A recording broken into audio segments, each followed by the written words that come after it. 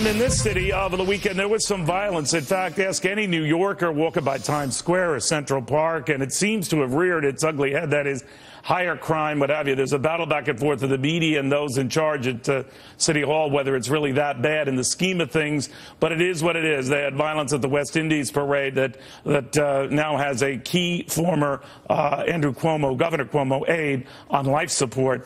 But this is the type of stuff that has raised the attention of the likes of John Peebles. He's a Democrat by DNA, but last time he was here, he was talking about challenging Mayor Bill de Blasio, a Democrat, because he has failed to live up not only to his expectations, but by greater extension, I guess, New Yorkers and specifically yours. Good to see you again. Good to see you, Neil. A lot has transpired since then, a lot of worrisome crime news over the weekend as well. What do you think? Well, look, I think that most New Yorkers, including myself, are very disappointed with the direction the city's going. We're very disappointed the mayor has let us down. He promised to bring the city together. He promised to address income inequity, this tale of two cities. And the biggest challenge that New Yorkers confront every day, especially those on the lower end of the economic strata, is crime.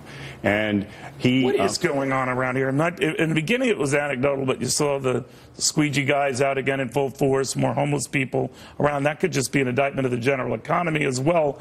But certainly New York isn't feeling as safe as it was. What's happening here? I think it's a combination of things. One, New York is not safer. You think stop and frisk stopping that? I don't know. I think the mayor, the mayor's a political strategist. He's never been an executive or a manager. So Bill de Blasio is an optic mayor. So he'll take mediocre statistics and celebrate them, saying shootings are down. Sounds like President Obama.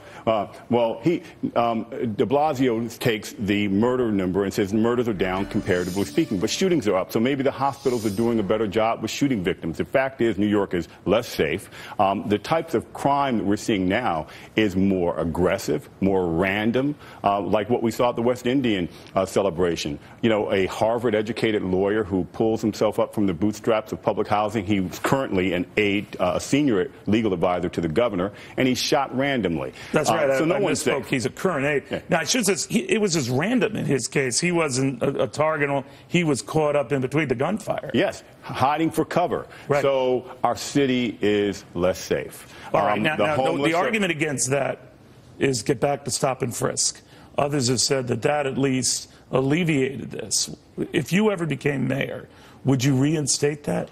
Look, I don't support anything that discriminates on law enforcement. But across the board, I think that we've got to be much more aggressive in getting guns out of the hands of criminals. De Blasio, for example. But that's not what I asked. Would you stop and frisk? I would. Well, the mayor hasn't stopped stop and frisk. Right. He's just reduced it. I'm not sure whether it would be stop and frisk, but it would be some form of an aggressive technique that would get guns out of the hands of criminals. The rap against that approach, rational though it may be, is that it is racial profiling.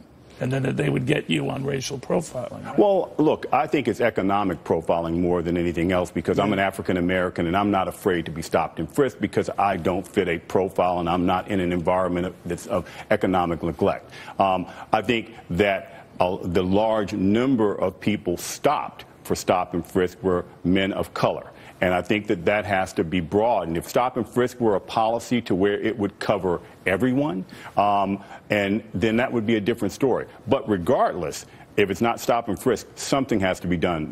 Bill de Blasio mentioned in response to this shooting that it's a national issue about gun control, and it's a national issue. It's not a national issue. New Yorkers are being murdered. New Yorkers are being shot. It's a New York City problem. But is it a national repudiation going on of extreme liberalism? You know, there's a lot here that this mayor, maybe Rahm Emanuel's experience in Chicago, has given away far too much, looked to be in the hip pocket of far too cozy, a Democratic constituent group in his case, the teachers union, and that people of all stripes, particularly Democrats, are rebelling, hence your name coming up as a more reasoned challenger to the mayor. Well, I think that it's not, I think that de Blasio is left of being a Democrat. He's more of a socialist. Well, what are you? I'm a Democrat with a responsible approach to management. Well, do you worry that your party nationally, especially with the surge of Bernie Sanders, risks doing the same, going way far, because there's an avowed socialist. Well, I think that they're going to lose, and the party will lose a lot of constituencies, and you're seeing this in state elections, and you're seeing this in municipal elections, that if they go too far to the left, they're going to lose core constituents, like African Americans, for example. African Americans are tough on crime. African Americans believe in a strong education because it's the only pathway to a better life. Would African Americans ever go Republican? Well, I think that they will begin to look more because the policies that we're seeing now from the left side of the Democratic Party are not effective. Bill de Blasio promised to end the tale of two cities. Yet, in 2 years in office, the minority contracting for African American and Hispanic-owned businesses is 0.9%. 0.9% for a population that's 54% of the city's population. So that is absurdly poor performance. And again, you're definitely running. I'm giving a lot of thought to it. You're definitely running. I'm giving a lot of thought to it. All right, very good seeing you.